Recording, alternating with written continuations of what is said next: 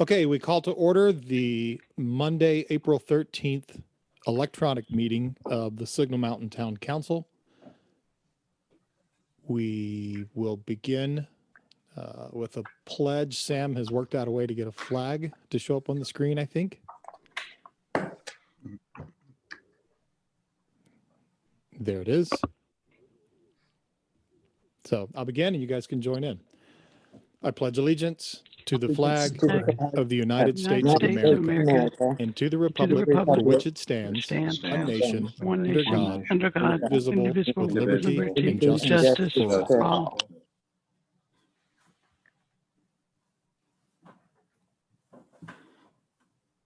Let's see if everyone survived that.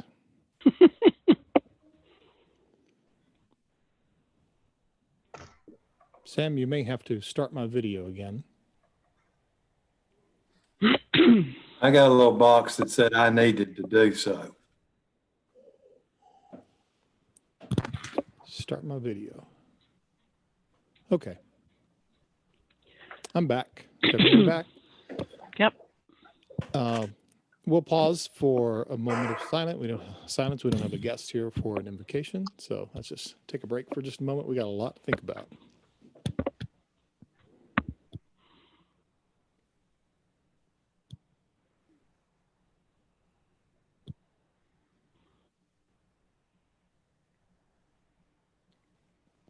Thank you. So Carol, will you call the roll, please? Vice Mayor Amy Speak. I don't believe she's connected yet. Councilmember Cheryl Graham. Here. Councilmember Bill Lusk. Here. Councilmember Susanna Murdoch, who I also don't think is joined yet, and Mayor Dan Landrum. Here. So we do have a quorum, so we can move on, and hopefully the other council members can join. Before we move on, I want to say, and we should do this on a regular basis. For those who don't know, Carol, who is our secretary at these meetings, is also the director of finance for the town. And it's an interesting double role that she plays. And I think those who don't know her, she's the one who makes sure all the numbers add up. So thank you for that. That's one way of putting it. Thank you. And for doing this too. Okay, so we have a couple of minutes, sets of minutes from February 25th and from March 9th. Let me see. Those are all the ones I read through. Yes. And do we hear a motion to approve? Motion to So approve. moved. Second. Did you get that, Carol? I have Councilmember Lusk as first and Councilmember Graham as second. That Correct. works. We could all start saying over like we were using our radios. And does anyone have any changes that need to be made to the minutes? Have a chance to read them? Mayor, if I can, just as a reminder, all votes, even on this, will need to be roll call. Okay, thank you. Hearing no discussion, will you take a roll call, please, Carol? Councilmember Graham, Yes. Councilmember Lusk, Aye. Mayor Dan Landrum. Yes. Okay, moving on in the agenda now. This is time for citizens' opportunity to address council. We had someone that earlier indicated they wanted to dial in, and if you happen to be watching and you did attempt to dial in, let us know because we had no indication that that had taken place. But for anyone who is watching, we think we have a pretty good system worked out for that now, and watch for the next meeting and you'll be able to dial in and we'll put you in a waiting room and then put you in line when it's time to speak. So I think this can work out for us for as long as we need to do this. And looks like Amy Speak is about to join us, so that's good. Give her just a second. Sam, I assume you're taking care of that? Yes, sir. Okay.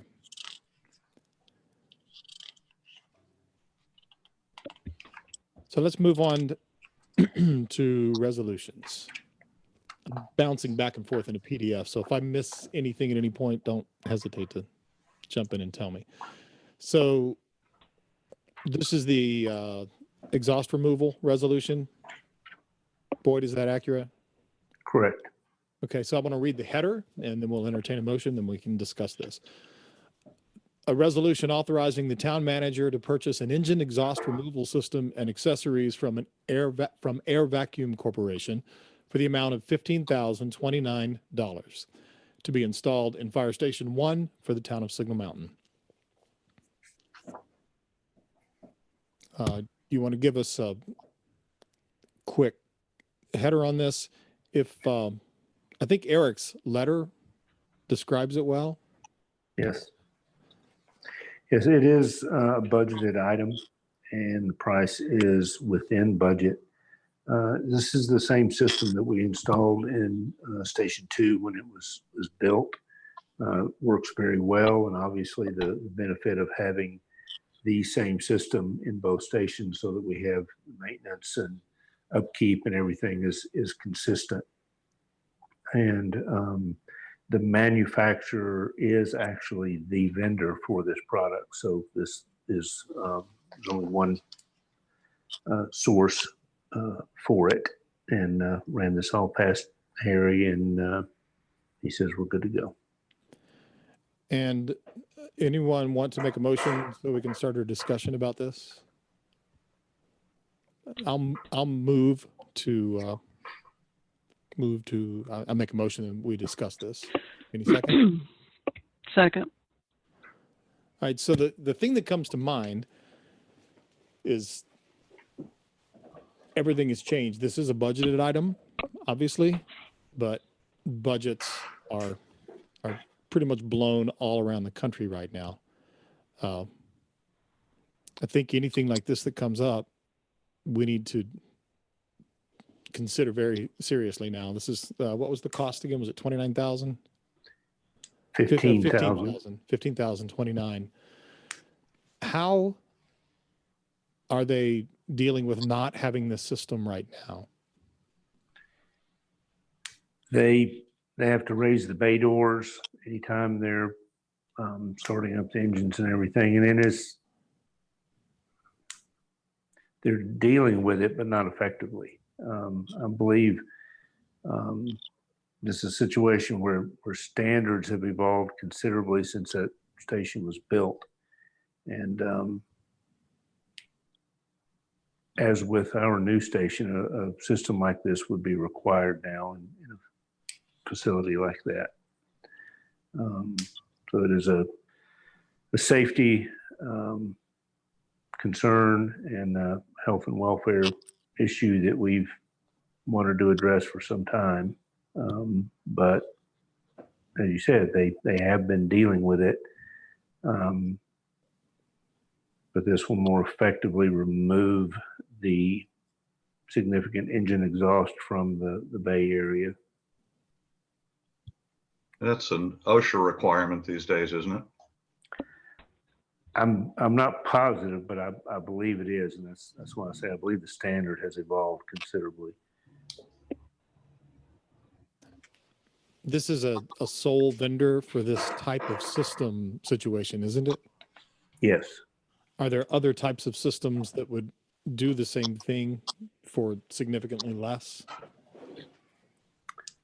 I don't know if for significantly less, the other options would require ducting and additional equipment, and the engines actually have to be attached to them, as I understand it. When they come into the bay and then leave the bay, they disconnect. They have to be manually disconnected. Right. I think they will disconnect as you drive off. Well, I know this one does. This one is not connected to the trucks at all. I believe the others that are will disconnect as you leave the bay if they function properly. No hose particulate system is what it says. Okay.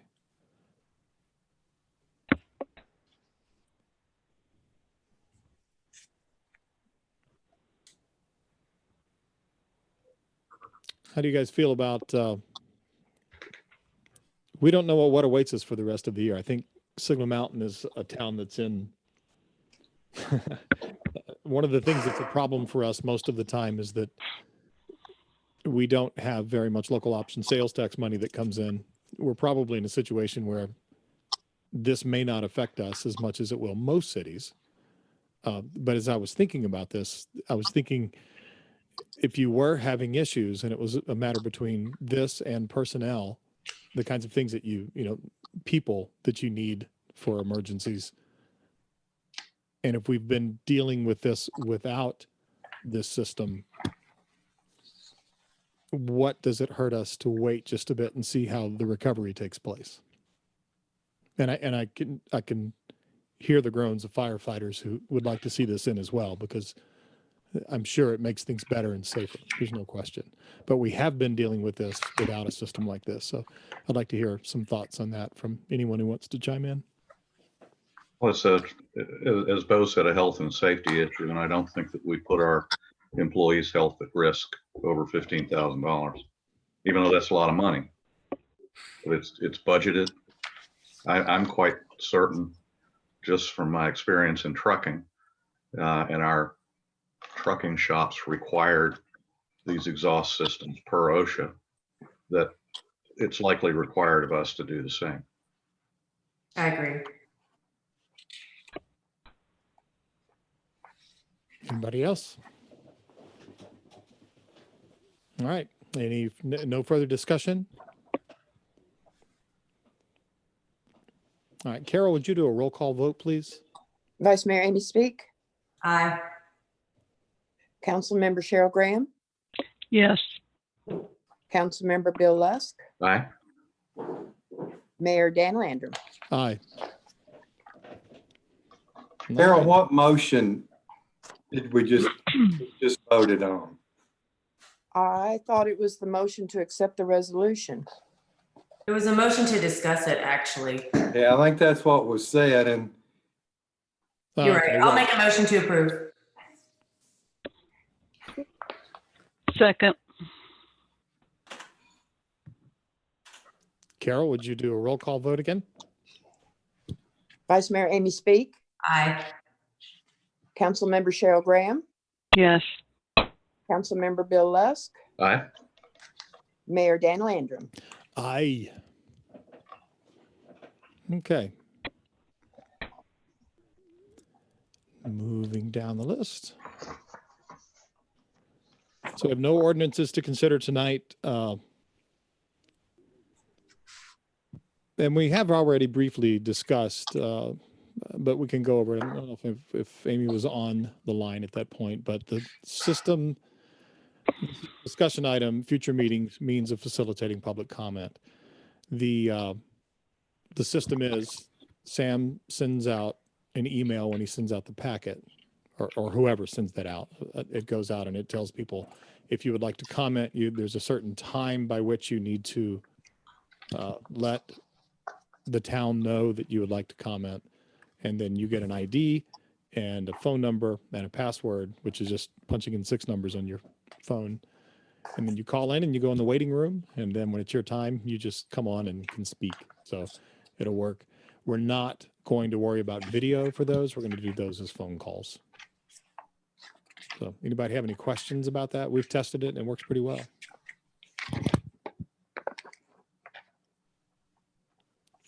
That wasn't much of a discussion, but on to item 2. Update for board meetings. And this is, I told Bo a while back, since our meetings are going to be a little bit light, well, they might be a little bit light right now, that I've kept a running list of things that probably need to be talked about at some point. On our list of boards, we've had a country club liaison for quite some time, but we've never filled that position. And what brought it to mind again had to do with people writing or calling and saying, why are people still allowed to play golf? And we've explained, multiple times that the governor's executive order number 22 and backed up again by executive order number 23 allows that as one of the allowed activities. But I've also, and Harry and I wrote back and forth about this a couple of times. The country club also took some added measures. I was thinking if we had a country club liaison, this would be a good time for that person to have stepped up and said, this is what's happening in order to keep social distancing happening there. But none of us have really even noticed that we don't have a country club liaison. So do we just need to eliminate that, or do we need to appoint someone? When was the last time anyone had that position? The last person that was appointed to that was actually Eddie Smith. And it seems like the appointment was on a year-to-year basis. And generally, well, I say generally, the one time I've been involved in that or observed it, the country club really puts forward who they would like to offer as the liaison. And then I think the council just kind of affirmed that. But Eddie Smith was the last one, and I think that's been at least 2-3 years ago.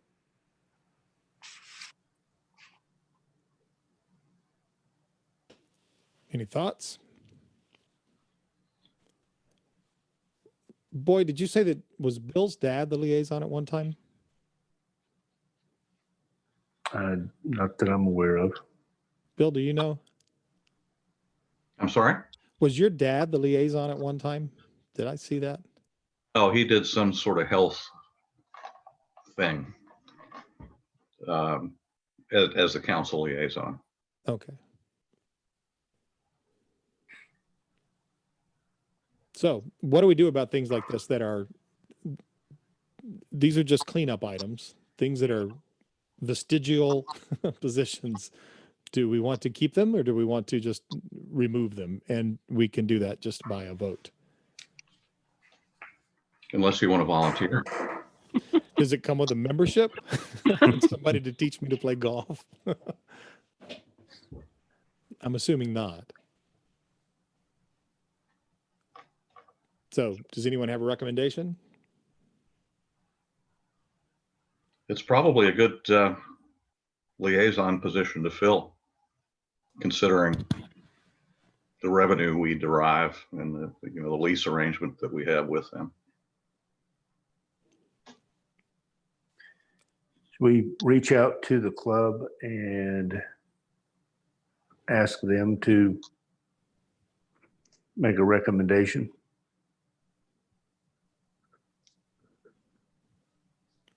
I think that's a good idea. Anyone else? Is that, so would they be recommending somebody? Is this like a council liaison where it's a council member who's the liaison to the committee, or is this just a community member liaison? It has always been a club member who acts as liaison. I think that's why they kind of offer up someone for that position. That counts me out. Well, I think it would be helpful if they can come up with someone. Well, there's 5 of Okay. us. So No, well, no, not among, I mean, you mean someone external? external, perhaps just on their board. Yes, this is someone other than a council member Right. that will be the liaison between the club and council. All right. Can you handle that? Yes, sir. Do you think we need, you have direction. We don't need to vote on that. I'm thinking. I think we're good. Also on board. So this, anybody have anything else on this discussion item? The next one, also on board openings, is creating a trails board. Our trails are suffering from a lack of attention, and it's not really anyone's fault. And as I've learned a bit, and I'm sure I don't have a good, I couldn't draw a good picture of what the history has been, but once upon a time there was a trails board. correct, Boyd? Not that I'm aware of. I think the Parks Board focus for quite a while was specifically on trails. And they did a lot of work. A few years ago, we tried to kind of focus that on the trails within the town parks, as opposed to Shackelford Ridge or McCoy or other facilities. And that's kind of when we got into the whole scenario with the Cumberland Trail and determining what the Parks Board would or would not like to see within Rainbow Lake, and the proximity to the Cumberland Trail, and then realize that the trail itself does not lie within the easement for the Cumberland Trail. So we've been working on that. So it wasn't that there was a trails board, more that the Parks Board really focused on trail building and maintenance for a good while. Am I accurate in saying that's not been the focus for a while? Not in the way that it was, no. So the problem, if there is one, and if it, as somebody who hikes them and also hears from people who hikes them a lot, is that we have a lot of bridges and things that need maintenance. And I know there are some folks that are just saying, well, I'll take care of this one. The discussion that I've had with Josh, with the Parks Board, is that maybe there could be a Trails Board and Parks and Recreation could still be Parks and Recreation. I mean, really focusing on the parks and what the needs of those are. And perhaps if we had a dedicated Trails Board, you might get people very interested in that and get a lot of volunteer work again. This would be a working board. They're our trails, and knowing how busy town staff is, if we could get volunteers to take over maintaining them and doing things in a bit of a more organized way and have an organized setup so that people who want to help feel like they can help. Does anybody see the benefit in that? Yeah, I think it's something we've needed for a long time. A working board, that's the difference right there. They would have to be willing to really, put their back into it. Dan, I don't know if you see this, but Susanna's trying to join. Oh, okay. Yep, her name just popped up. Let me see if he made me.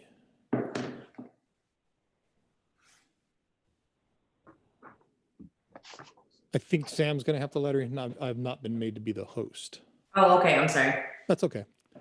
That is something you can do in these meetings, by the way, guys. If someone starts one and you need to leave, you can make someone else be the host who can pull people in and out. So, Susanna, she's about to pop in. I'm in. Hi. Hi, I'm very sorry. It's okay. All right. Let's talk this through, because this is really the only time we can do this as a group.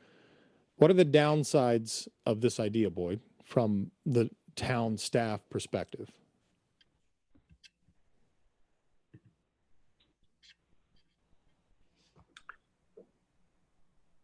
None come to mind right off the top of my head, especially given the scenario that you discussed. Again, in the past, the Parks Board has been very active in building trails and maintaining them. And so in that regard, it is certainly something that they have proven can be done. I think we have to look at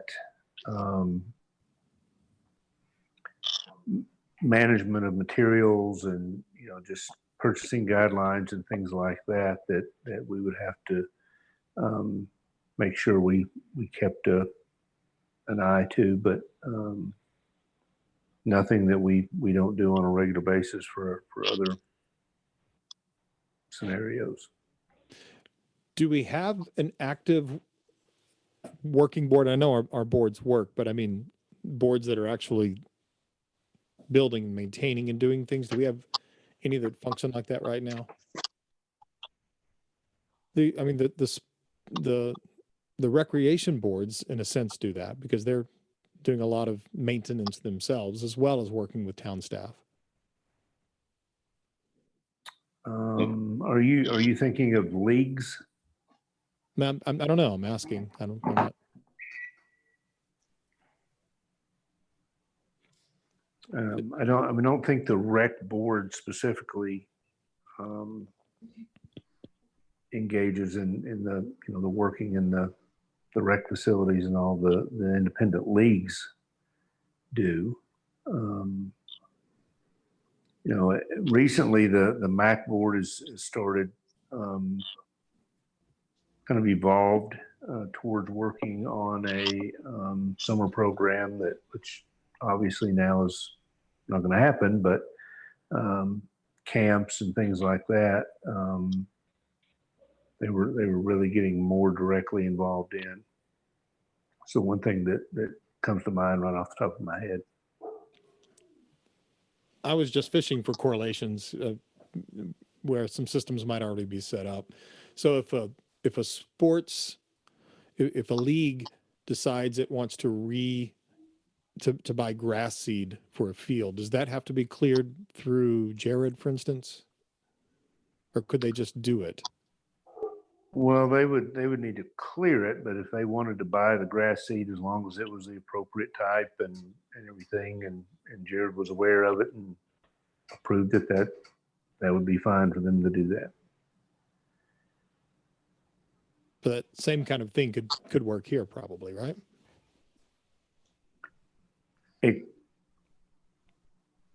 Except that it would be a town board. So if a town board is raising funds, then those are town funds. And they have to be accounted for, and purchases need to be made according to town guidelines. If I might, we have the Hemlock Committee. Yeah, and the Hemlock Committee actually did work on hemlock trees. So we're just wanting to create a board to work on the trails. I just want to clarify. I think what we're trying to do, in my opinion, is find a solution to keep our trails up. And if a board's not the best way, I have no desire just to be involved in making a board. But the folks who want to work on them, I've had people say, I'm not really sure what to do. Mm-hmm. Who do I talk to? Who do I ask? How do we organize? Because it's town property. I might suggest we start with the rec board, Parks and Rec, and maybe table that since the trails are closed right now. I think that's like a great idea down the road, maybe in a month or two, when the trails are open and we can start directing staff. I feel like staff is so thin right now with so many projects and just trying to navigate this kind of new sense of working that I just don't want to put more on the staff. Does that make sense? Sure. I'm not sure that now's not a good time to organize something for 2 months from now, though, because it takes a while to get structures in place. The idea isn't to us pick out people for a board tonight and tell them to go work on the trails tomorrow. And I know that's not what you're suggesting, and the idea is also to maybe take some of the burden off of staff when people say, hey, there's a tree down on this trail, so that we had a working board of citizens that could say, I got that. Why don't we ask the Parks Board if they'd like to be more actively involved as they were in the past? It's kind of where this started. Having a conversation with Josh at was it the last Parks Board meeting that we met at Town Hall, Boyd? I believe so. And that was one of the concerns they brought up, that the trails are being neglected. And it was Josh's suggestion that it might make sense to split that off so that and also I interviewed I didn't get them all done, but I interviewed many of the board chairs for the state of the town. And that was brought up again then, that one of the things that board thinks it's not being adequately able to do is take care of trails. So this is a suggestion that I've just been putting off until the right time for us to get to talk about it.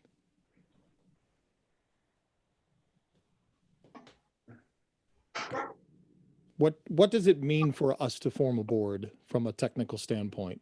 Sam or Harry or Boyd to create a board? It would be a matter of creating an ordinance under Title II of the code for boards and commissions, where we would lay out the duties and responsibilities and all, and it would be adopted and formed by ordinance. Would council be okay with seeing if Boyd could give us an idea of what that might look like for consideration later? I think so. How many members are currently on the Parks Board?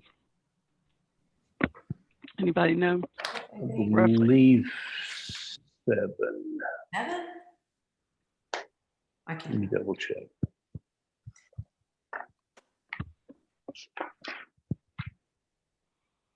Does the Parks Board meet monthly? No, we're supposed to, but we don't. Okay.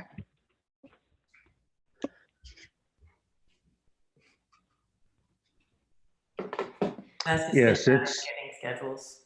The Parks Board is 7 members.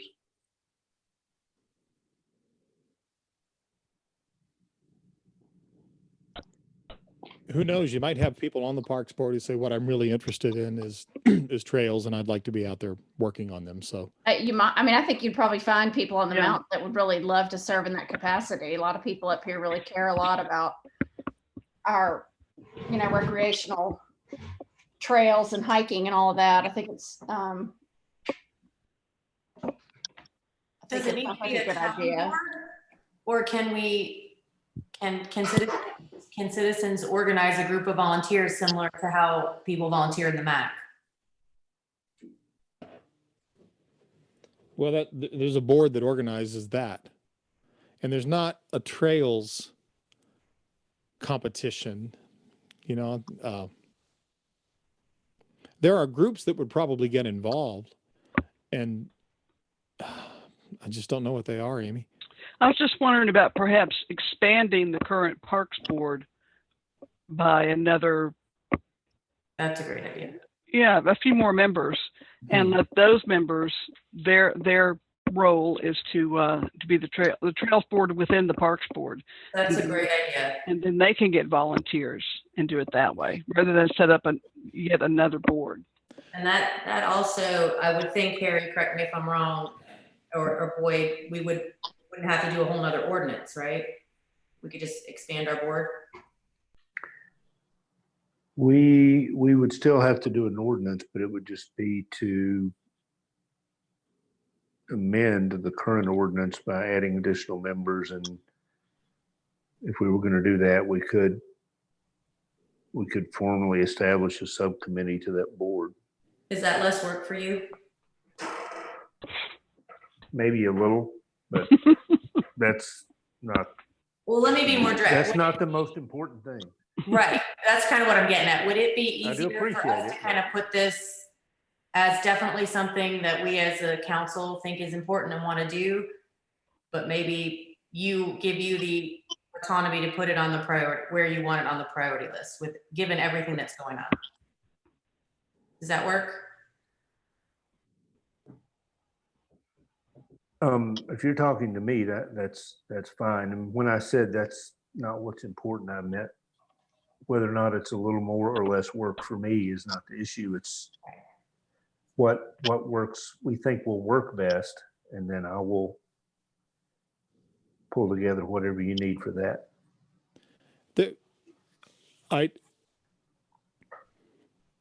When I met with the Parks Board last time, this need was expressed that it's not working for them. What concerns me is if you take a 7-member board where you're having a hard time getting 7 members to show up all the time anyway, and you tried to expand it to 11, and you're trying to get a working group of people, you might make your meetings a bit more chaotic to where there's less that can be done on anything because you have too much to handle. A resolution is not something heavy. That's, I mean, it's not hard to create. My purpose here is not to create more work or less work for Boyd. It's to take care of one of our town's greatest assets, which is why people move here, is our trail systems and our bridges. And our trails are becoming overgrown and they have trees that go down over them and cover them for days. And if there was a more formal way to work on it, it can't be something like you said, Amy, if the Parks Board only doesn't meet monthly, the trails, when a storm blows through, I guarantee you there's brand new work that needs to be done on those trails right now because of the storm that came through last night. And these people who walk the trails and run the trails are actively involved in it. And I think it would be, I don't know about easy, but certainly you could get them to be involved because they care about those trails specifically. So I won't push this anymore if I'm by myself on it, but I'm just looking for a solution. And it's something that for 3 years, people have said, how can we make our trails, how can we better maintain our trails? I'm all for that. I think for me, it's my only hesitation, if you're picking up on anything, is just the sheer magnitude of everything that's going on. And especially today, I think too, given how fire and police have been probably up all night helping in Hamilton County and just everything that's going on. So I'm just wondering, I definitely am in favor of it. I love the trails as well. I just don't know where we're going to put that in the priority list, and want to be very conscious, overly conscious probably, and overly communicate with staff in anything that's creating or taking away from what their priorities are right now. That's all. But I'm totally in agreement with the idea. I think it's a great idea.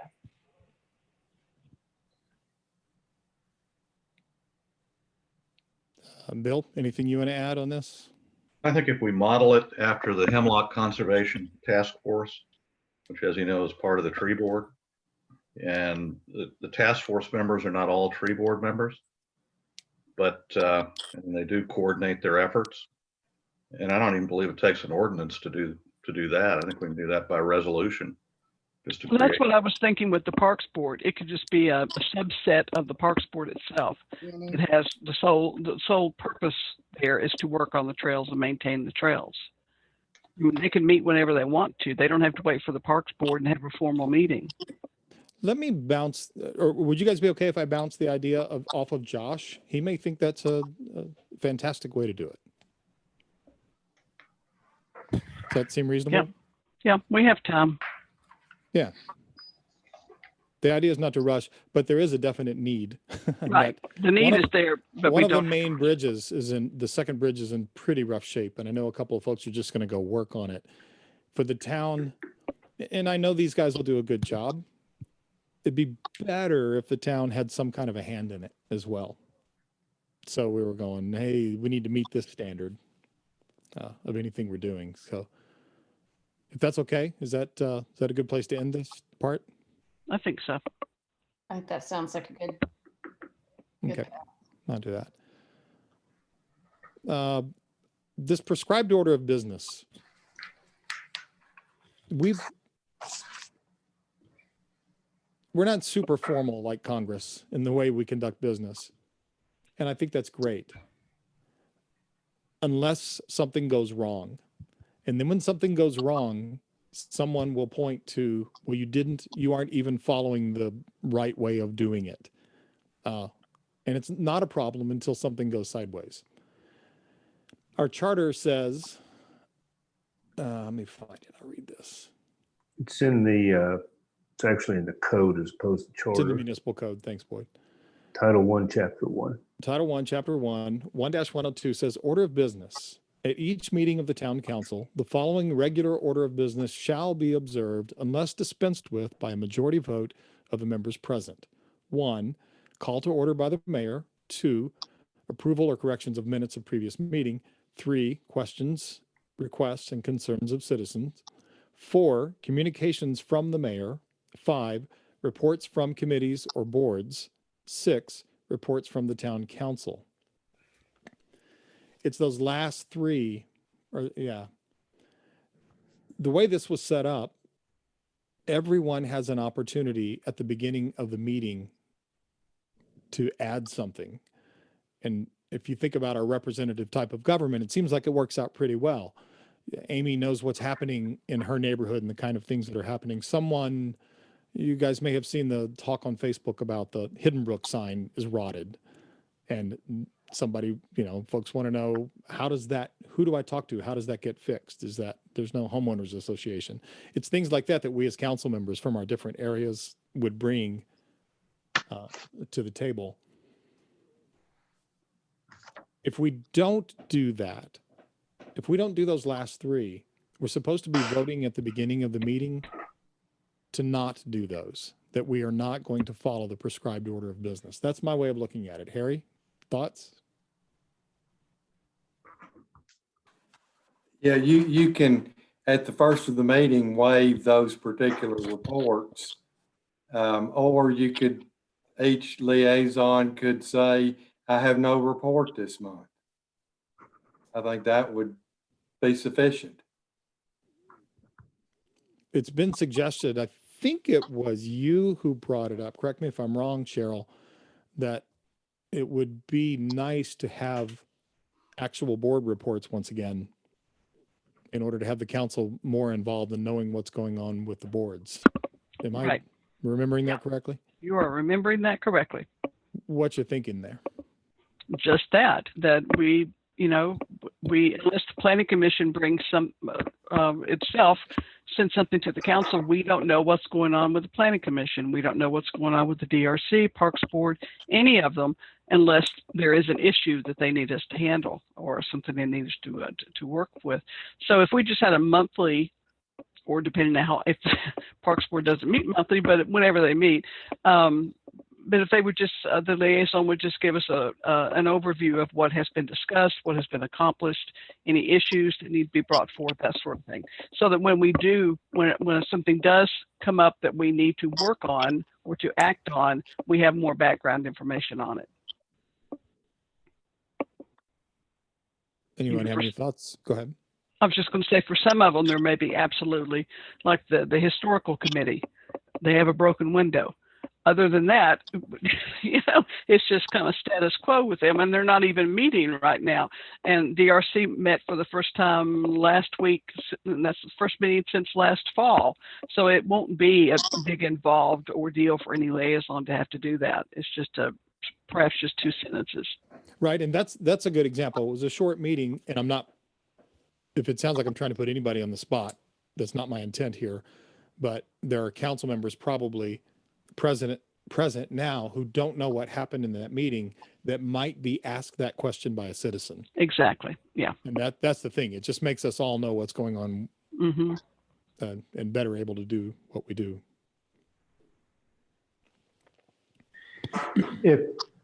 Mayor, if I might, I think Mhm.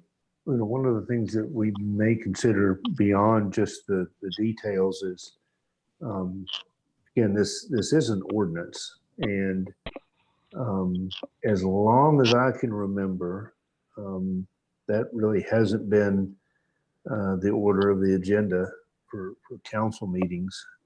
It has very closely resembled what we use now, and there's really no reason we can't amend this ordinance if council so chooses to adopt the format and content that we have now with whatever additions you choose.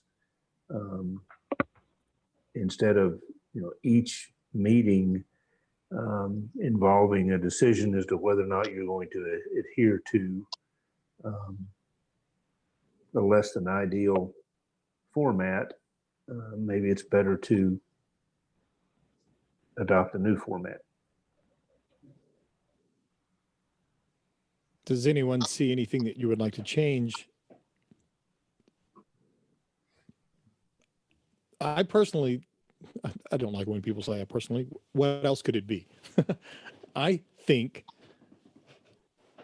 Cheryl's concern is important about the council knowing what's happening with the other boards. I think that's an important part of what council members do. And there might even be more interest in this, in this role in society if we felt, we knew what was going on. So I wouldn't like to see the reports from committees or boards. I'd like to see that more strictly adhered to rather than taking it out.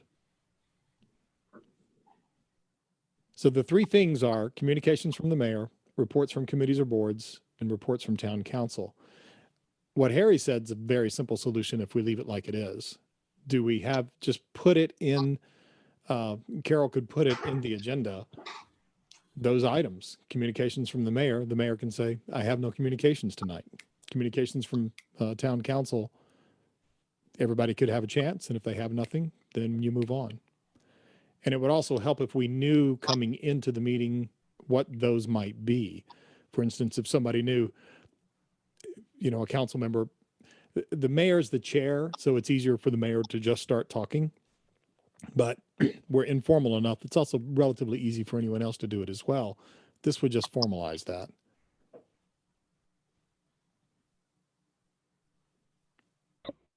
Agreed. Sounds like a good idea.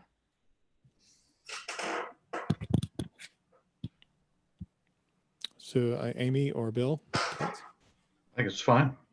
Okay. You control the meetings. And, I mean, that's really up to you to make a call to do those three things.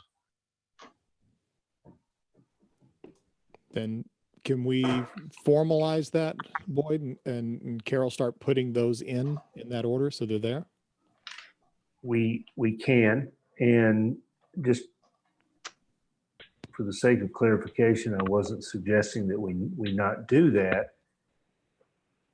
I think we need to look at that ordinance though, because if you look at that, there's actually a 7, number 7 on the next page, which is adjournment. It's supposed to vote to So- adjourn. So by this ordinance, there's nothing in there about passing resolutions. There's nothing about passing ordinances. I think it would just be an opportunity while we're doing this to clean that ordinance up and make it more accurate. Not that I have any objection to those particular items. I think we have an opportunity to make it reflect what council truly does and wants to do, including those items if that's council's choice.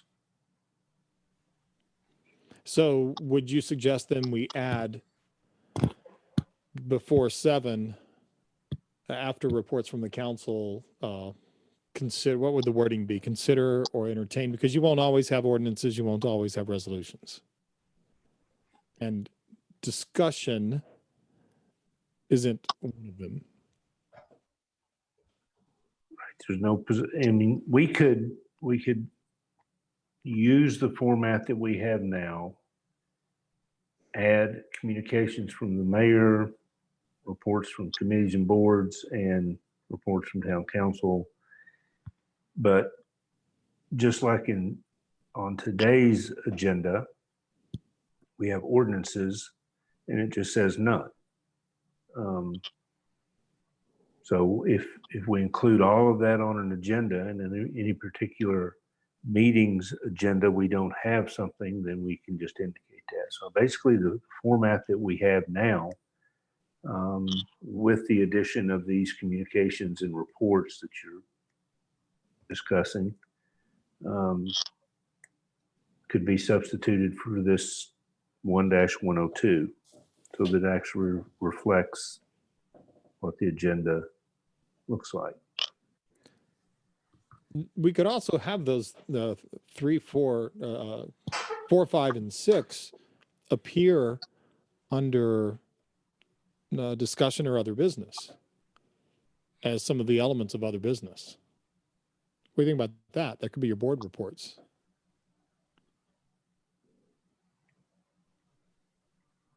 That would be fine. You could list that just as you do with discussion or resolutions or anything else as a. I'm going to go back to the thing that I said at the beginning. This isn't just to focus on how we do a meeting. It's that this doesn't really matter unless something goes wrong. And then And that's when it matters. Someone starts to point to the minutia at that point. I would rather just cover all the bases every time. And I agree with what Harry said. If you don't have anything, you say, I don't have one. So we don't have to, at the beginning of the meeting, reorder the meeting every time, is what I'm getting at. Right. All right, and I think that's kind of my point as well. We cover that on reorganization of this ordinance, and we don't have to deal with it each meeting. So would you be okay, as per Bill's suggestion, if we just change the way we do the agenda? That's in a sense what you were saying, right, Bill? Yes. Is everyone okay with that? We can try that for next time. Change it how exactly, since I'll be the one doing it. I like Comic Sans as a font. If you want to try that, might look good. No, please. No, we just under other business. That's where we just go ahead and work in these things. Communication from the mayor, reports from committees or boards, reports from town council as a step. And then a meeting or two where we don't have any reports from committees. Takes care of itself. You'll begin to notice that we're not getting reports from committees, so we can start to get those in. And we need to do that. That's Yeah, what we get paid for. the big bucks. We don't get paid if you're listening. No, Bill. we don't. Okay. Any other comments or thoughts about that idea? No. Thank you all for entertaining that. Undertaking strategic planning process.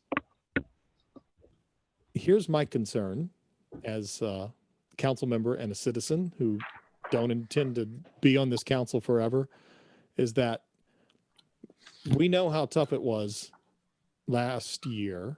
And I suspect that the budgets that we're going to see this year are going to be rather austere, aided by the fact that we're headed into a recession. Now, a lot of things might change, and I'm speaking off the cuff here. Inflation might actually go down as the economy contracts a bit. So some of the things that have been costing us too much, the things that were budget busters for several years, maybe that might change. We don't really know how that's going to work out. But if this COVID disaster hadn't happened and we had a rather austere budget this year, 21-22 would potentially be another very tough year for us, just based on inflation. Which brings me to the concept that Susanna harped on a bunch when she first got in, and I think she's right, is a strategic planning process. Is it possible for us to do that? To start thinking 2 years out, 5 years out, 10 years out? With this type of government, this is the only place we can talk. And if no one has anything to say, we're not going to have anything else done about this. We have to figure out how to do this. And I'm at a loss. I'm just wanting to push it forward because we said it was important and we haven't done anything since then. So just opening this up for discussion. Are you talking about the creation of a strategic plan Yes. as we work on the budget concurrently, or? I'm looking for ideas as to how we can create a strategic plan for the town and be more involved with, I think the town manager, if would bristle if he heard any of us say, no, we don't have a strategic plan. Let me see your bristle face, Boyd. See, it's just that we aren't really involved in it and can't really represent what it is and aren't necessarily making decisions with that in mind unless we're somehow involved in that. Yeah, I mean, I'm all for it. I don't quite know how to start that. I think, Chip wrote that letter and tried to kind of get the conversation started for a mountaintop growth plan conversation, and that kind of just didn't really hold water necessarily at that time. I don't think it's for lack of interest. I just think, I don't know if we need to create a strategic plan. I mean, yes, Signal Mountain needs one, but I also think I agree with a mountaintop growth plan that's sort of a more, encompassing of Walden, unincorporated, and Signal Mountain. And then I think that kind of helps drive Signal Mountain. So, I'm interested in having that conversation. I don't think I want to be the one to lead the conversation, but I mean, I'm not sure who should, or maybe I should. I don't know. I mean, I'm not saying I wouldn't, but. Well, everybody knows what Venn diagrams are. It's a complex Venn diagram. The thing that we have the most control over is Signal Mountain. Yeah. But Signal Mountain is affected by the rest of the mountaintop. So therefore a mountaintop strategic plan would absolutely affect us. But if we haven't identified what our potential weaknesses are 2 years, 5 years down the road, based on where we see things going, we don't really have much of a case to make that there needs to be something else happening that we have less control over, is what I'm getting at. So, and just thank you again for being willing to even think about this for a little bit. I wonder if perhaps a work session where staff revealed to us, where Boyd revealed to us, what potentially is the town's long-term thinking. We never really, I'm thinking different from strategic plans, but long-term thinking from the town, from your standpoint, Boyd. And is budget the time to do that? Is that too much?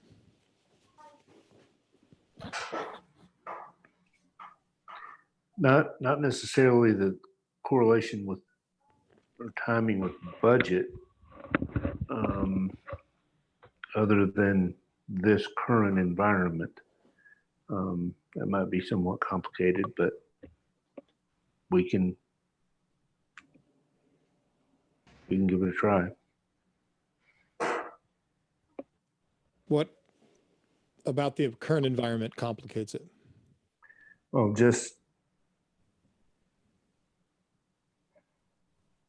I think the type of discussion, the type of work session, while we're getting more accustomed to this type of meeting, it really is a lot more difficult to discuss than sitting around the table as we're used I agree to. with that too. That's what I'm thinking.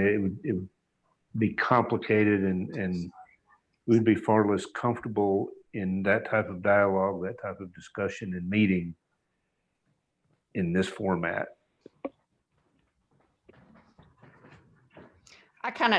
Boyd, I mean, I tend to agree with you on that, because, you can have you can conduct regular business fairly easily in this type of format. I think it's fine, but a strategic plan is it's a creative process, and it's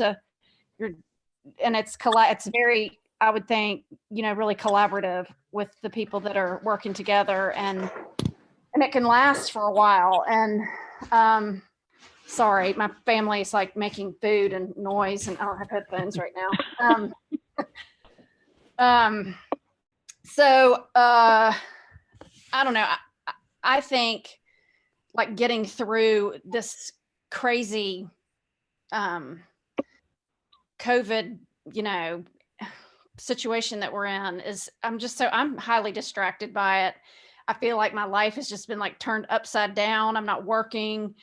And so I would be very distracted, I think, if I was trying to like think about that while trying to figure out like, what am I going to do? I'm filing for unemployment. I don't have a job, that would just be a lot to kind of add to my plate of responsibilities.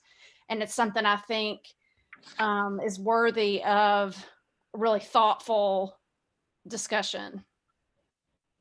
So I agree. I think any type of planning process like that needs to be, if at all possible, everyone in the same room.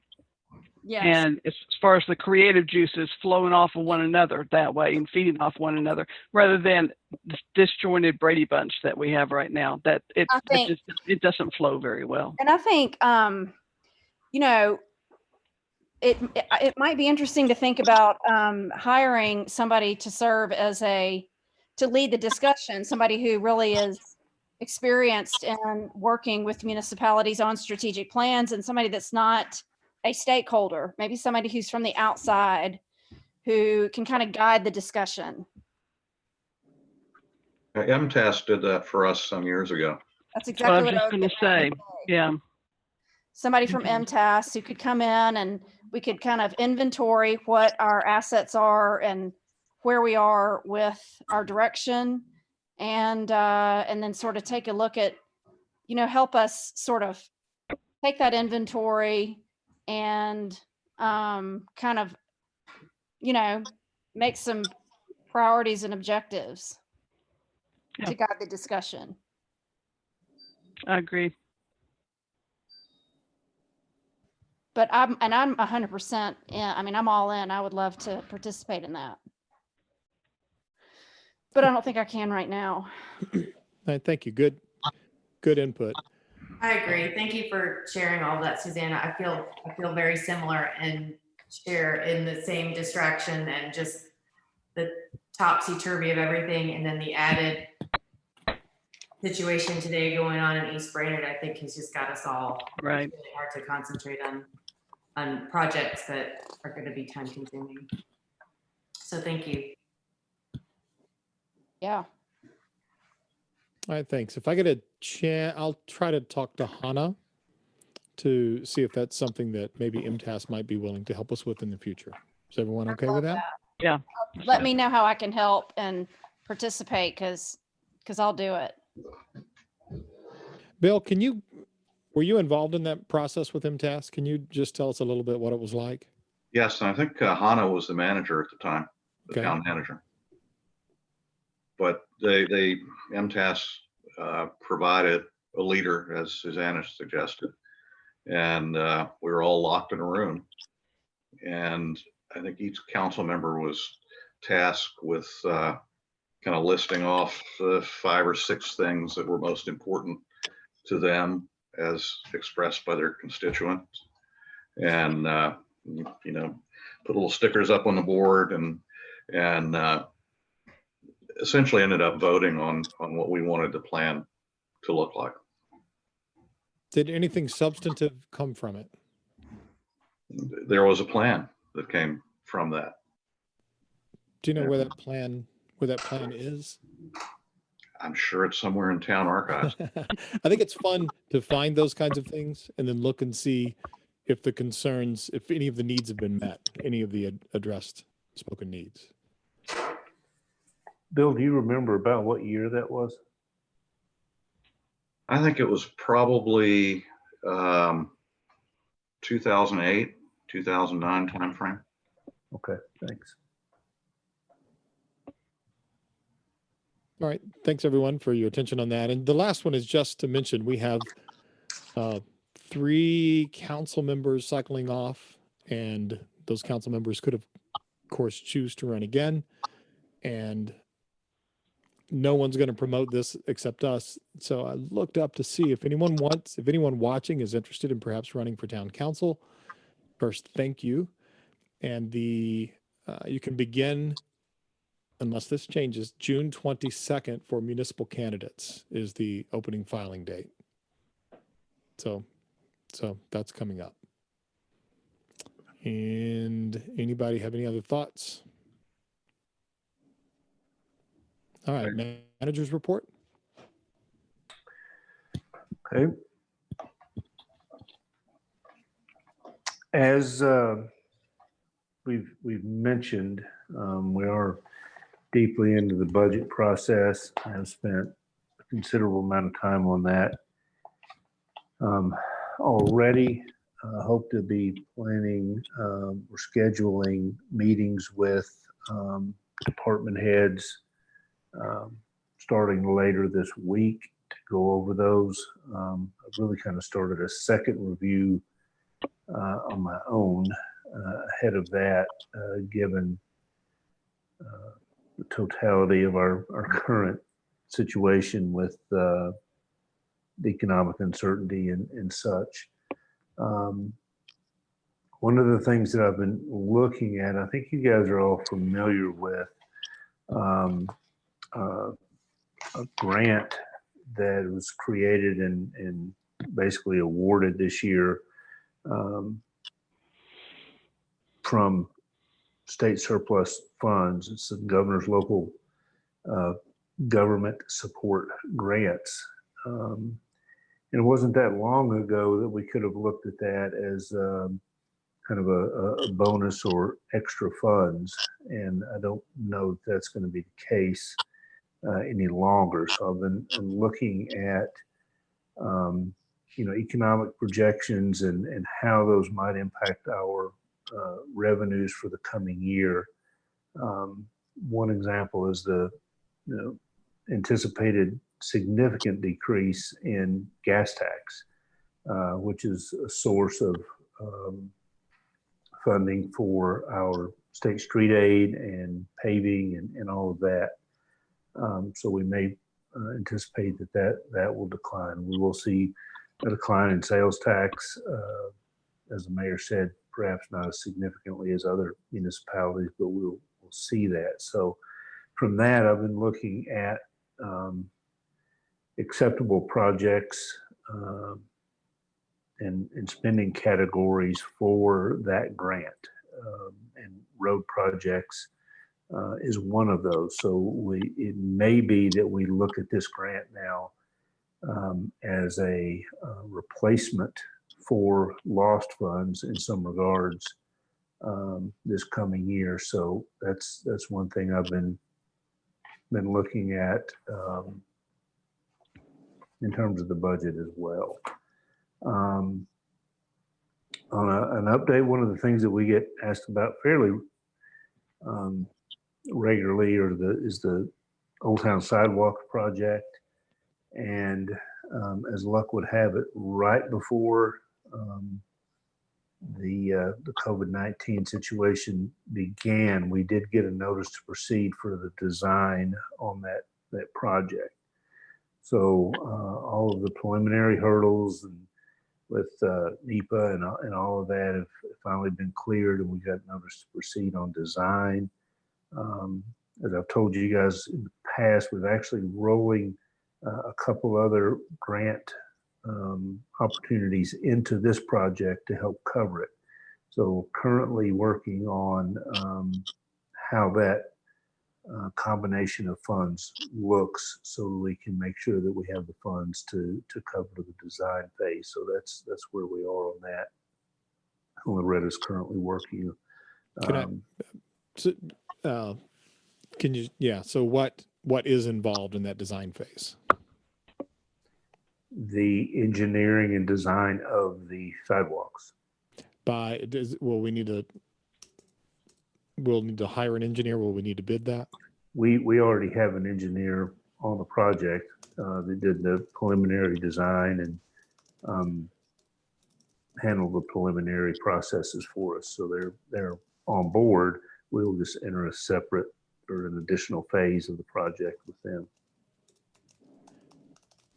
Is some of the fees for this, are some of the fees for this particular phase of the engineering included in the grant? Yes, there are some of the grant, two of the grant funds pools that we're using, I believe, have funds for engineering. One of them is for construction only. So that's why we're having to look at how we meld those funding mechanisms so that they cover the appropriate costs for the given phases. Okay. So the way that Boyd, so as we proceed, this will be my first time sort of going through a project of this scope from the beginning.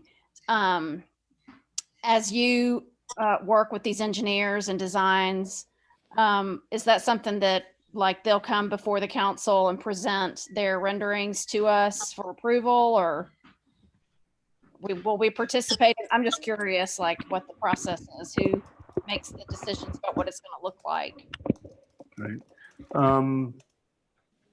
I wouldn't anticipate that as much on a project like this,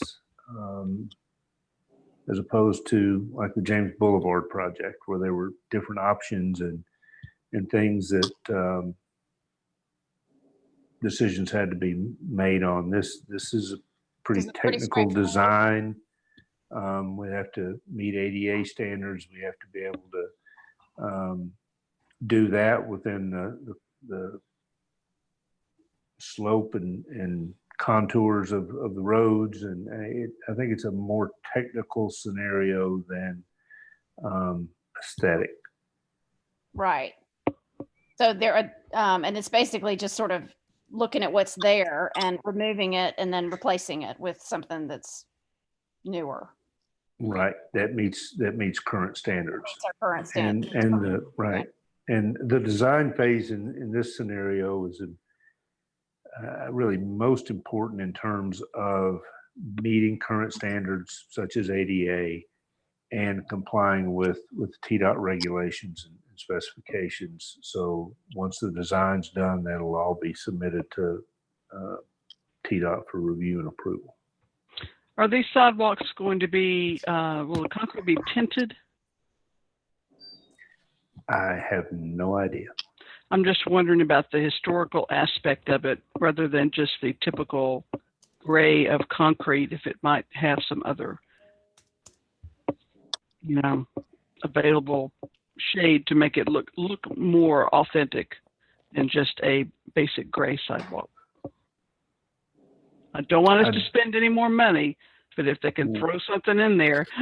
What if it didn't cost any more money, but it took 10 more years? It's already taken that long. Frankly, I've given up. I've already just given up. I've learned to love the holes in my sidewalk out front, so I'm okay. I'm okay. But if it's going to be replaced, it would, I don't know, it would just be more in keeping with the historic area here in Old Town if it weren't just dull gray. I'm picky. I know. I'm old. It comes with the territory. I know in the James Boulevard project, that same concern was an issue, and the additional cost was significant. Really? And that's why we ended up going with just that center portion between the rails. Yeah. A darker to kind of be reflective of the historic character, but doing that for the entire road was going to be very expensive. Okay. So I'll just have to wait for the oak trees to do their thing and naturally dye the sidewalk. 30. It'll work. It's okay.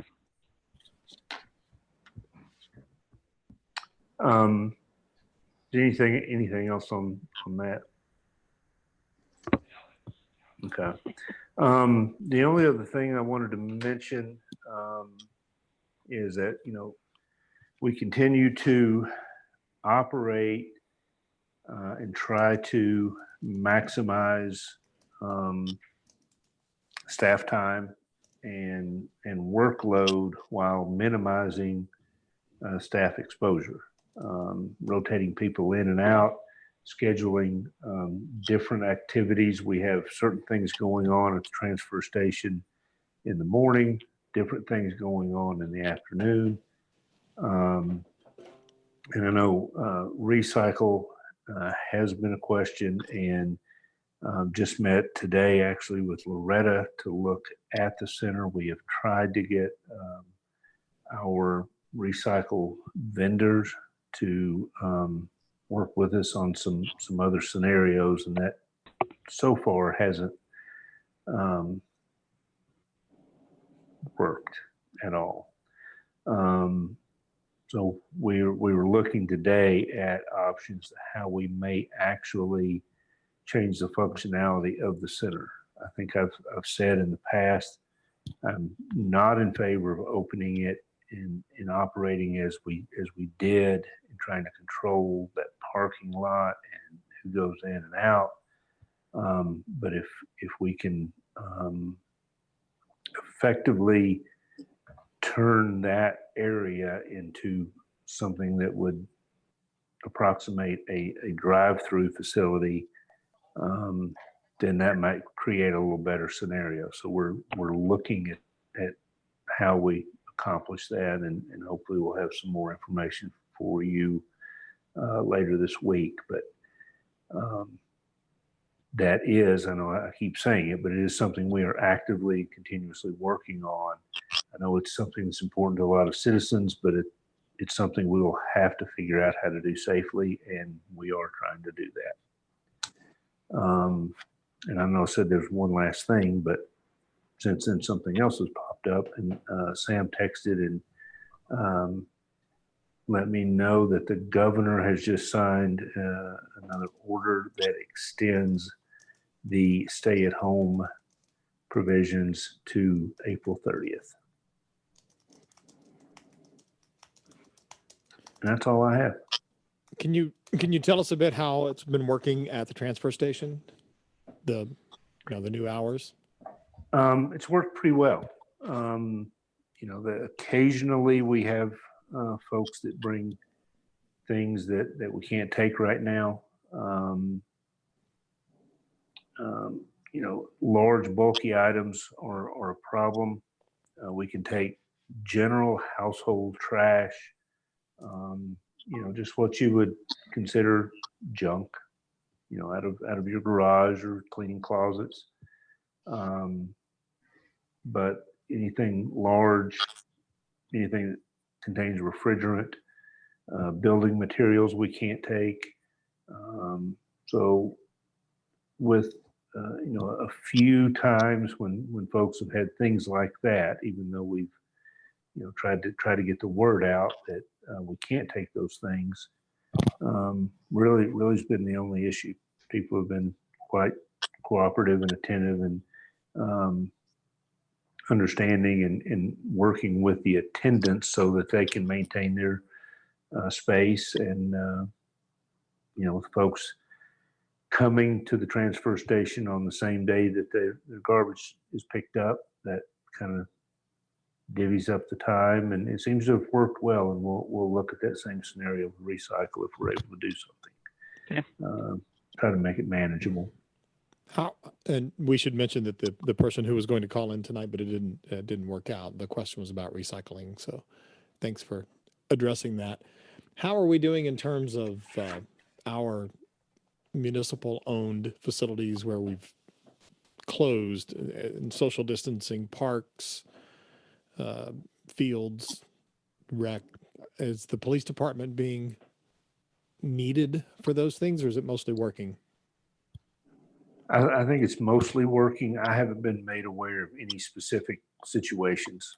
So I anticipate that if there are any issues that arise, they're being dealt with in the manner that our folks usually address those things, and being very low key and just resolving the issue and moving along. I don't think anything has escalated to the point of being any serious issue at all.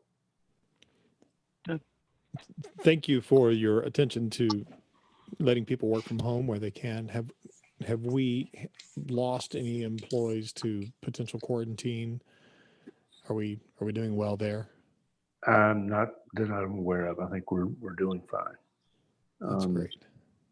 And again, it's the thing about this time of year is you can close the parks, you can close the ball fields, and all of that, but they still have to be mowed. And unless we want to bale hay in a couple of months, we still have to have people out working and doing things, and they have been doing just that, figuring out how to spread folks out and work independently and still get as much as possible done. And I think if you drive through the town and you see the, road repairs are being done by one or two people and the parks are being maintained and everything that needs to be done for the most part is getting done, and with I think fairly impressive efficiency given the circumstances. So I think our staff is doing an excellent job in that regard. So our next town council meeting is April 27th. Anything that you anticipate that you would need us for between now and then? Not specifically. I did have one question. And that just relates to the time of that meeting and perhaps others, that if we continue in this format, if you saw any need or desire to move the meetings into an earlier portion of the day, given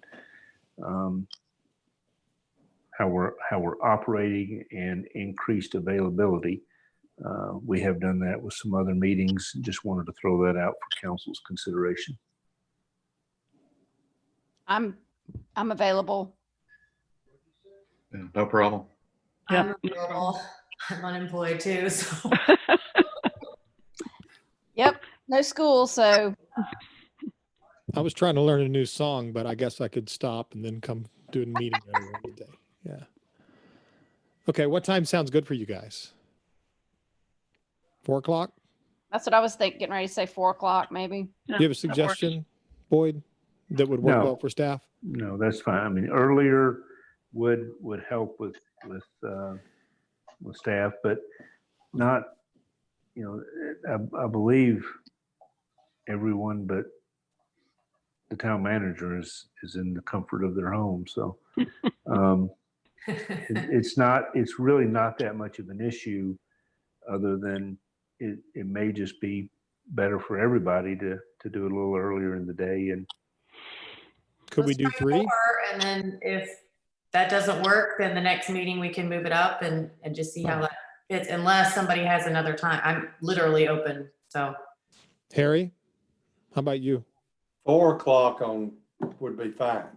Then keep it on the 27th, stay with our Mhm. 2nd and 4th. Right. Do we need And- to vote on that? We have consensus, it seems. Bill? Yeah, that's fine. And that's the reason I wanted to go ahead and ask, so we have more than ample notice. We'll put out several notices on the fact that it's been the time's been changed. all right, I mentioned, anybody have any other questions for Boyd on the manager's report? Nope. We have our next planning commission's not until May, and we did not meet last month, so we don't have anything there. Anybody else have any board reports? Our DRC meeting by computer was last week, and the dentist office that's going in where FSG Bank was at the traffic light. I feel like the old person that says, take that road down to where the old store burned down, then make a left. But anyway, where the FSG Bank was is going to be a dental office, and they'd had an issue with their front door. So the DRC approved a little expansion, a cover for the little front door area that's very much in keeping with the bungalow style, and I think it's going to look really nice. So it was approved unanimously, and that's all we did. I did have a couple of people ask, I mentioned it just in passing earlier about the Hidden Brook sign. Who owns that? Is that on public property? Jack, It is likely on right of way, but it is not town owned or maintained by the town. Can anyone just go and put up any sign that would pass, or can anyone just repair it? How should, I just want to redirect folks to how to fix it. I think if there was, if repairs were made that were in keeping with the current design and didn't really change it or anything like that, there wouldn't be any issues. They were repairing what's there in like fashion. I don't think there'd be any problem.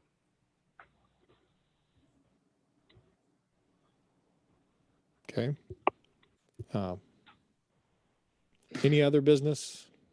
I do have one issue. And I had asked Bo to poll each council member on the subject of closing Shoal Creek Road for pedestrian traffic only. And I gather that wasn't met with tremendous enthusiasm, and I understand why. But let me tell you the result of folks not having any place to go.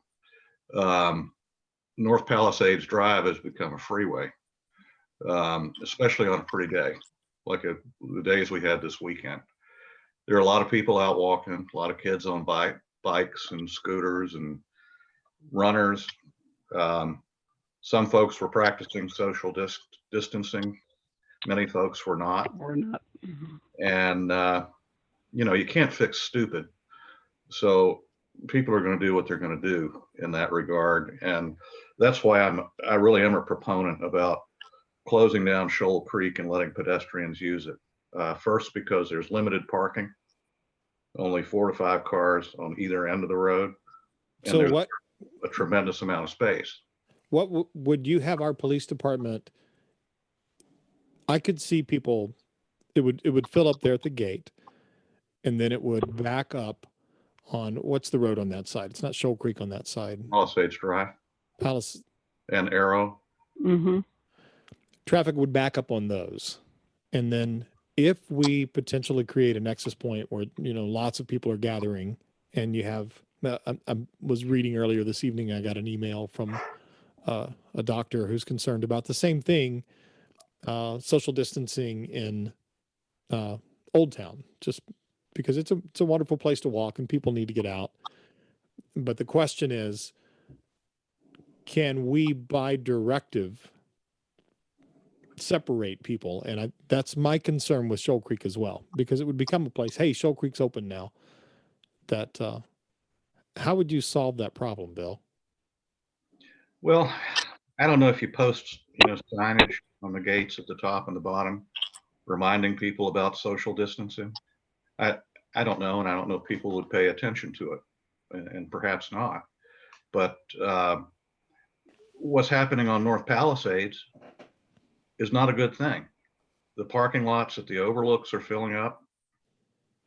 People are not distancing themselves from one another. And there are a lot of us who live on North Palisades, Dan. Nobody lives on Shoal Creek. My only concern, well, one of my concerns, other than the lack of social distancing, which I see on a daily basis out my window here on James, it's incredible, because there is such a lack of parking there at Shoal Creek. And you can park at the highway end, or up there at the very top. There's just very limited. That has historically been a problem with people. Well, great, those spots are taken up. I'll just kind of nudge over into this guy's yard, or I'll just park in his driveway. We don't want to create the same problem that we had on Ohio at Rainbow Lake there at the top of Shoal Creek, and that concerns me. That was kind of my concern too. And my point was, if we are sort of charged with trying to maintain public safety, then that to me is sort of inviting a problem. Yeah. So, Well, I'm not asking. but I mean, I kind of agree with you, Bill. I totally see what you're saying. And I mean, our neighborhood, we're in a cul-de-sac. So, there's kids, same thing. I mean, there's lots of people are just outside so much, which is wonderful. But I don't know. I could be convinced to be in favor of opening that road, because I understand what you're saying, and it's. Well, I'm just asking everybody to give it a little more consideration. The other concern for me is that, and this past weekend was a great example, is North Palisades became an obstacle course. hundreds of pedestrians, kids on bikes, kids on scooters, uh, cars, everybody's dodging everybody else. Right. And pretty soon somebody's going to get run over. And North Palisades typically a fairly busy street anyway. I think, and this isn't to take away from what you're proposing, but I think that's true everywhere in all neighborhoods around Signal Mountain right now. I mean, it's not happening on Taft, but Well, you know, a cul-de-sac isn't a collector road. A cul-de-sac isn't North Palisades. We're on any day, there are a lot of folks just driving up and down to see the view. But the Right. parking lots at the overlooks are full. well, so my concern is parking, the same issue as parking at Shoal Creek, but also, are we creating nexus points? And if we by directive had some way, I mean, we're not a body that has no ability to say what can happen, but how do you police it if we said as a council, and maybe we can't, Harry could tell me, if we said in Signal Mountain, you have to follow the governor's rules. That hasn't really changed anything. And how do you enforce that? I wish, I don't know what a good answer is. I'm very hesitant to say we need to have police checking IDs to find out if people are family members. Yeah, I don't think that's a good idea either. But again, I'm not asking anyone to change their mind at the moment, but just to give it a little more thought. And then maybe on the next really nice day, take a little drive over to North Palisades and see for yourselves what I'm talking about. And see if you would want that going on in your neighborhood. Yeah, well, I want you to know that I tend to agree with you. I think it would be it's a great place to walk, and there's plenty of space and people should be able to separate from each other. But the parking issue, if we limited the number of cars, is there a way that we could do that? We couldn't do that at Rainbow Lake. They would fill up the parking lot and go all the way down, was it Ohio? So I think there's not a way to limit parking. People are going stir crazy. And so if we open up a place for them to go, I think that there's going to be a lot of people and a lot of cars, and you're just going to have the same problem in a different side, in a different area. I got an idea. What if there was no parking, and if you could walk there from your neighborhood, you're fine? No parking. Because it seems to be that that's what even the CDC talked about. The general guidance is don't drive somewhere to get out. Walk out your front door and get out where you live. Now, if we closed Shoal Creek and we said no parking, but people could walk there, what do you think about that? It's a great Minutes. idea. I'm in favor of that. As long as they don't drive to someone else's neighborhood and park there and then walk. I'm all for keeping it open. I would like to see it open more, as a matter of fact. It's just that darn parking issue. But I am concerned about, which we saw when we closed that section of Ohio for Rainbow Lake, is people were parking then on James That's right. Boulevard Yeah. and Right. walking from So there. park in a different area. Yeah, and that doesn't help. So while I'm all for people getting outside, I think it's saving a lot of sanity right now. But I'm just really concerned about cars. Is it Traffic. the one, I thought of that just now, so I haven't thought through what the downsides of that are. And the downsides of that are crossing Palisades That's a right downside. there. It's kind of a dangerous spot. People do that did that in the past on Sundays when it was closed, and they'd walk across, down Arrow and across Palisades. Yeah. So I don't know. There's not just a lot of fast traffic on Palisades Drive that I've seen. You'd have the same thing that you mentioned earlier, and I'm not just trying to make an argument. I think maybe this could work. You just say no parking, and that's one of the questions that I asked Harry when we were trying to figure out a solution for just the general Old Town area around Rainbow Lake. Is We knew what would happen, and we watched it happen.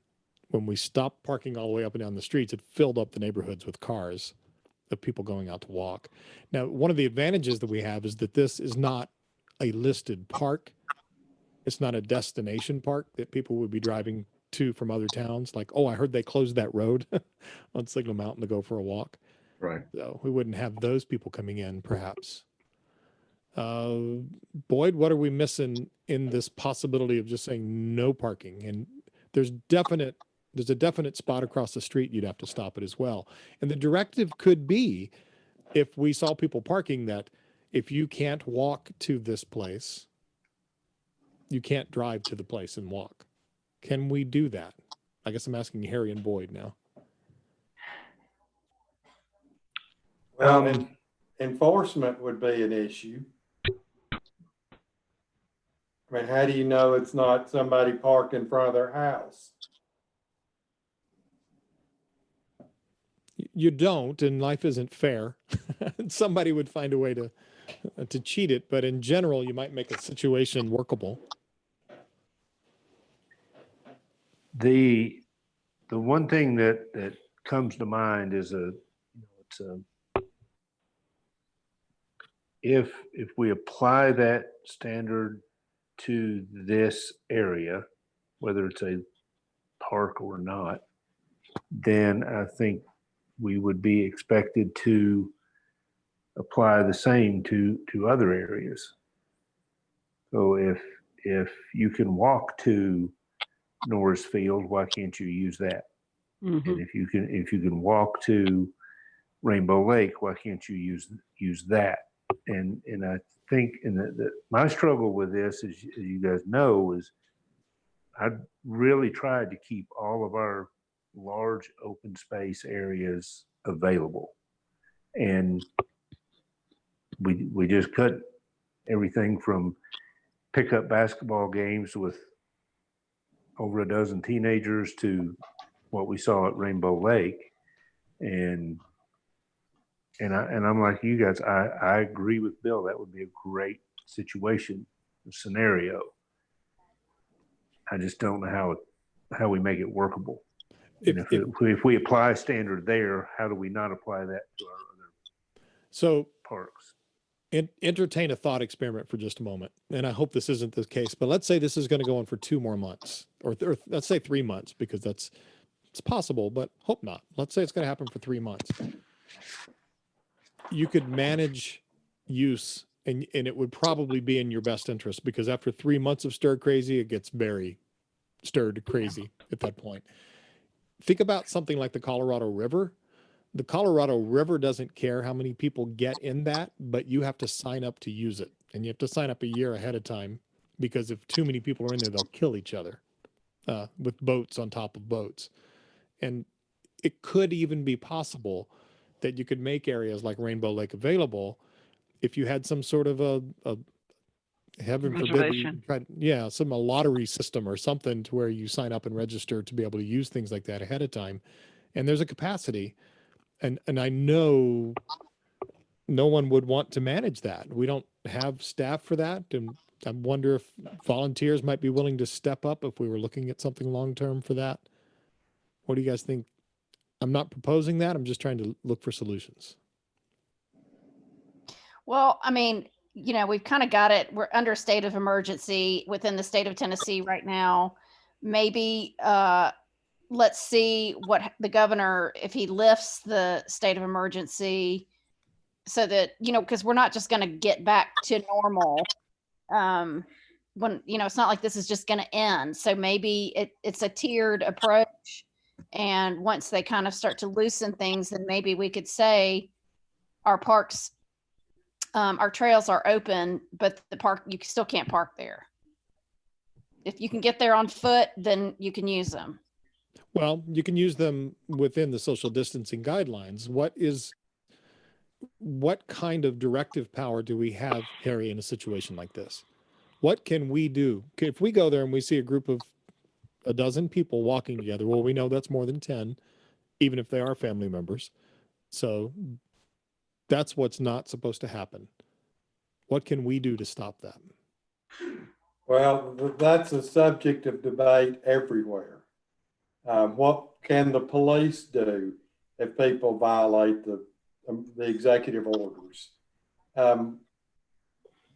Right now, people are just telling people to separate, but not offering and not citing anybody for any violations at the moment.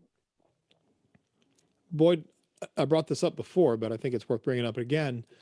The emergency funding for the COVID disaster that's available to us, I think you said we can apply for that for off-duty officers that need to regulate something. Would that be possible at Green Gorge? I don't Showcase. know. I mean, right now, we don't know exactly what funding will be available and what the criteria for that will be. If it's overtime that's required to address the pandemic or resulting state of emergency, we would anticipate that there will be some funding mechanism to get some relief. How they will define necessary or required is yet to be seen. And if it's,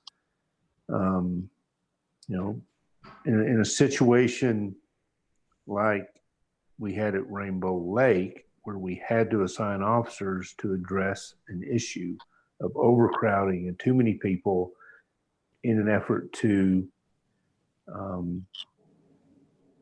not necessarily enforce, but at least support the governor's directives, I could see that being considered. If we spent funds to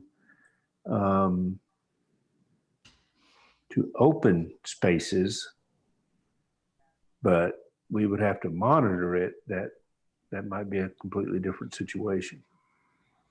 Also, to your last question, and what I've seen from the Chiefs Association and the state is that the executive orders that are in place do not provide officers with any additional cause for conducting traffic stops or other investigative interventions. So if you see kids in a car together and it may not appear that they're siblings, that's not a reason to stop the car. There's no legal mechanism for enforcement in some of these things. But by ordinance, and I don't have this in front of me, Harry, you might find this in EO 22. I think I don't know if it's called section 13 or it's item 13 in there. There's a line about the governor's order doesn't preclude any municipal directives, if I remember. I'm going from memory. Can you look at that? Yeah, I will.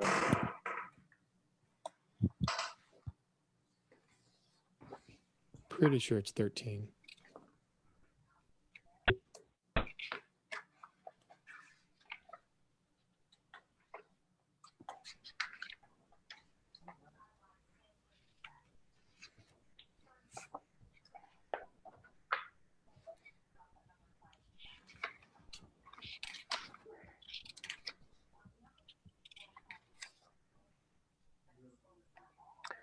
"13 is no repeal of local orders. Nothing herein repeals, preempts, or otherwise limits the authority, if any, of a locality to issue further orders or measures on these same subjects." What does that give us? Could we say that our officers do have a little more authority than they would have normally? Harry's the attorney, but I don't think so. I don't think we can give our officers more legal authority than the state does.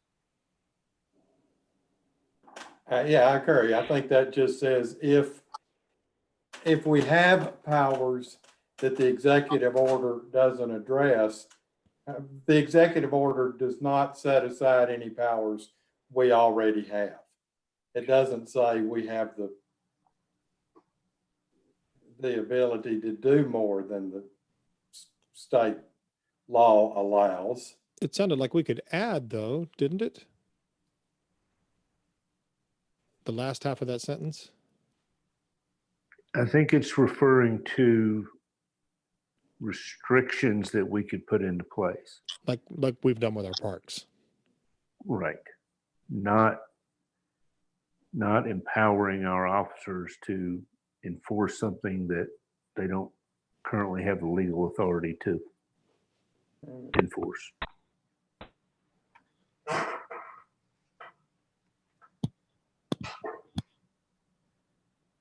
So we do have the authority to attach no parking signs to the gates on Shoal Creek. Certainly. You could also attach a sign that says, observe social distancing Sure. when in use. You could put up a sign.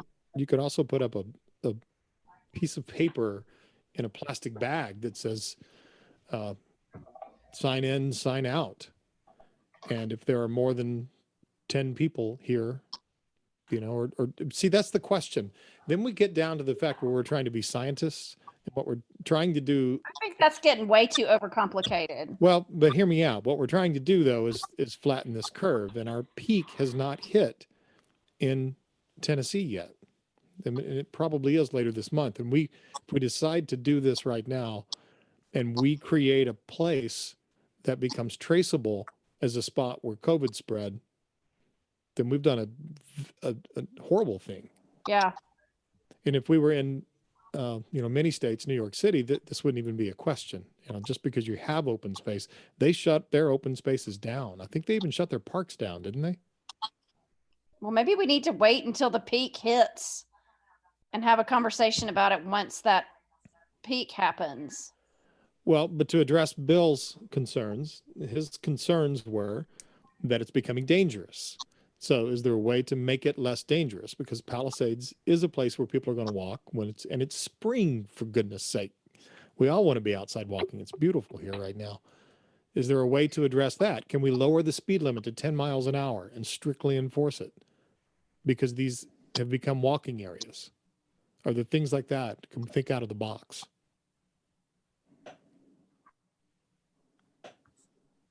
Would that help, Bill? I have no idea. I know it's in our neighborhood, for the most part, people appear to be driving more slowly because it is an obstacle course of children. And I got shot by squirt guns twice today by kids standing on the side of the road, squirting my car, which I think is the most wonderful thing ever, but they're everywhere. And so when you pull into the neighborhood, you got to be careful because everybody's kids are out and they're riding bikes and they're young. And it's not just the kids. it's not, that's right. Would it help if we slowed them down, Bill?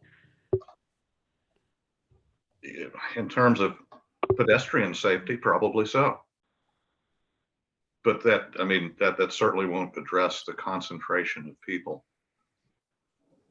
Do you that think that are opening here. Shoal Creek would address that, the concentration of people?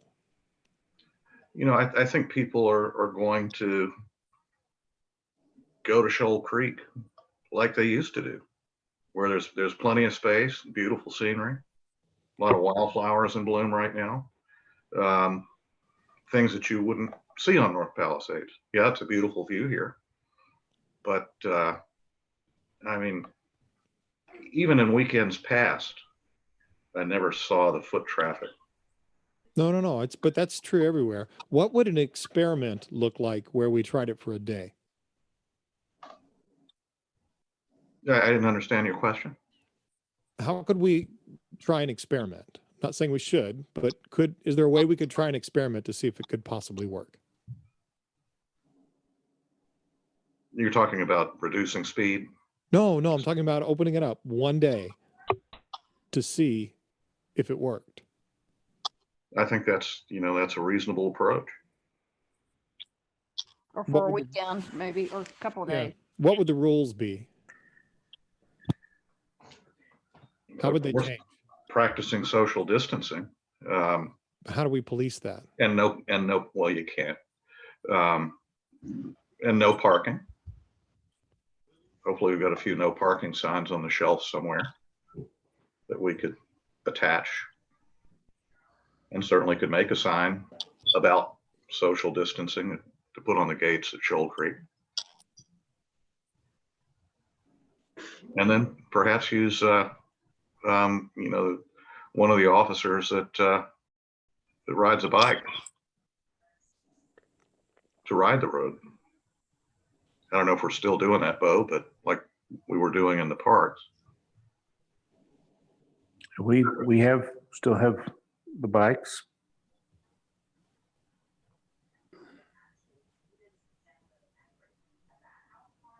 We actually are gonna have that, the road's closed now because of storm debris.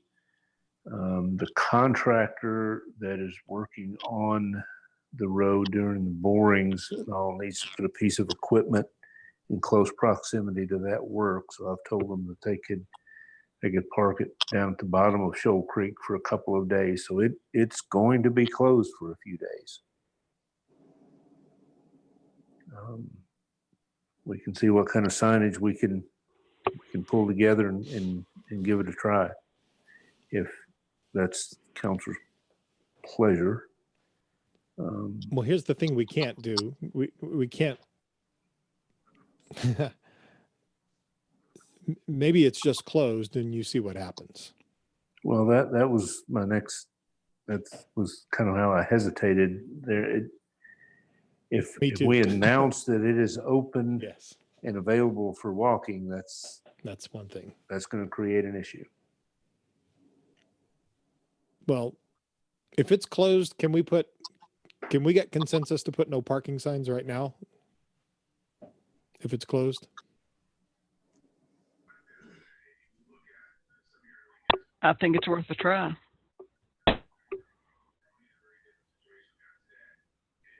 That's anybody else? That's not consensus. I mean, I'm game. How would we know if it's successful? How would we know if it fails? What does success look like? And how do we judge it?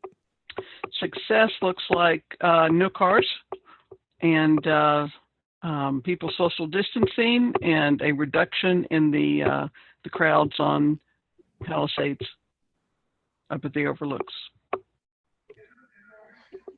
And the only way to monitor all that would be our officers who are on bike.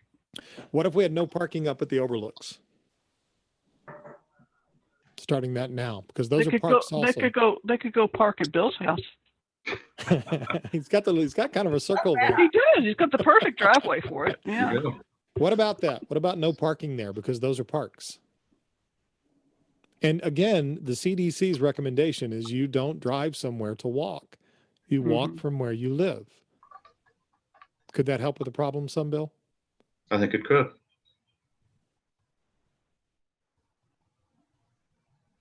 Boyd, is that reasonable? Yes. I suspect we do have people driving to park at the overlooks. Not just from the neighborhoods. Considering how far away some of the ones had come from which they had come to go to Rainbow Lake, Sevierville, and Atlanta, to name a couple.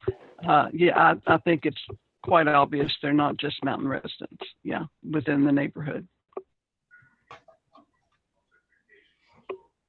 What do you need for that to happen, Boyd? As long as I'm comfortable with consensus and council's position, we can do it. Well, I agree. I think it's an okay idea. I'm looking for somebody to shoot it down where it's a bad idea. Any downside to it?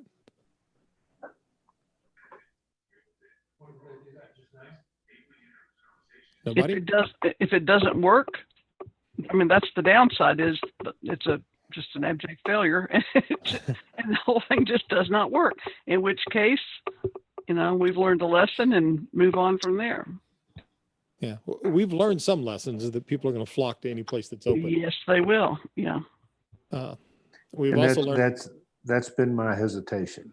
Again, I agree completely that it would be a great scenario if it weren't for the lessons we've learned from other areas in town. Well, let me be clear as to what I'm suggesting, and I'm going to ask if we can vote on this. We still have 4. No parking signs go up at the overlook parks because those are parks, correct? Correct. And no parking goes up while the construction is underway on Shoal Creek. And that's all we vote on. Does everybody catch my drift? Yes. I would like to move that we do that. So Carol, you want to read back how that could work? So I've got a motion that you've made that there'll be no parking signs at the Overland Parks and no parking while construction underway on Shoal Creek. Overlook parks. Yeah. Overlook, sorry. Yeah. Do I hear a motion? You made the motion. You made the I motion. I heard it then. Second. And All I right. have Councilmember Lusk as a second. Thank you. Harry, are we okay? Yeah. Any further discussion? All those in favor? Roll call, please. Roll call. Thank you. Right. I'm sorry, let me go ahead and do a roll call vote. Vice Mayor Amy Speak, Believe she's left the meeting. okay. Councilmember Cheryl Graham, Yes.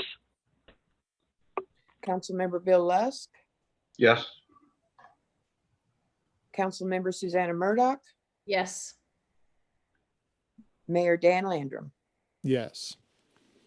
I'd like to make a second motion that by directive, we instruct our residents, and don't write this down yet, maybe you guys can help me with it, that to not, how can we say what the CDC wants us to do, to not drive someplace to walk?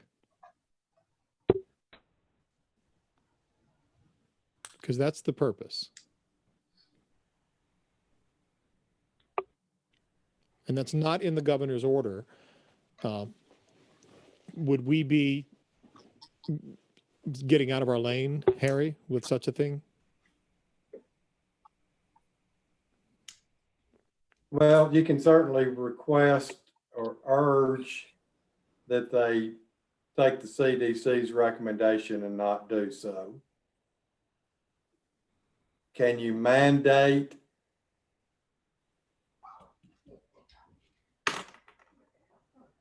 Well, even if you could mandate it, how would you, and what are you gonna do if you find out that somebody drove and parked at a neighbor's? Or, I mean, I hate to mandate something that you then can't enforce. That's the entire governor's order. That's true. It's true. That is true.